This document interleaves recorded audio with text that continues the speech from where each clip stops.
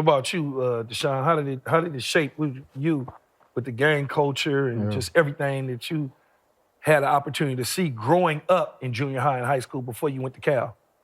I mean, for me, I think being able to grow up in the areas I grew up in, the things I saw as a young kid, obviously South Central baby myself too, grew up in Inglewood when I was younger, moved to South Central.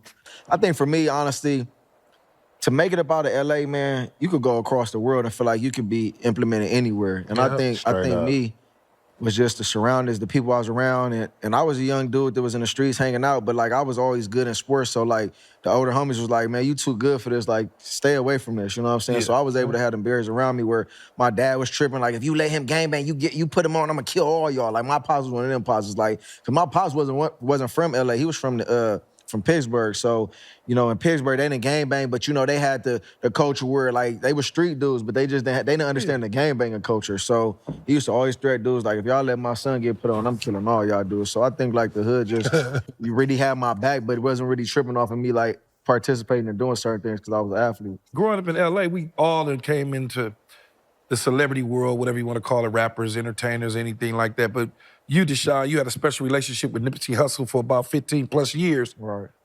Growing up in LA. Tell us a little bit about that friendship. Man, shit, Nip, I could go back, man. We was young, so like I'll say like back in middle school, man, when Nip had the curly hair, pretty boy.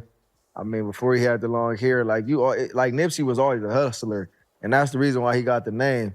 I remember we was at middle school, and you know he used to come to school with candy and blow pops and juices, red barn, hustling. I used to do that too. I used to do that too. He ain't coming home, he ain't got no money. You can't ask your mama for money. You gotta go.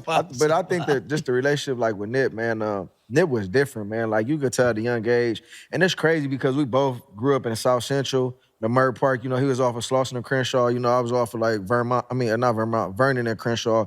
But just to be so close to each other and you know, for him out of his section, out of his hood, and me out of my section, my hood, like, to be a rapper and an athlete, like, you know, we the biggest of the biggest to come out around our area in our section. So, like, we was able to build a relationship, you know, and I seen his growth early on, man. A lot of people, like, I remember even Nip back in 2003, he used to tell me about Bitcoin.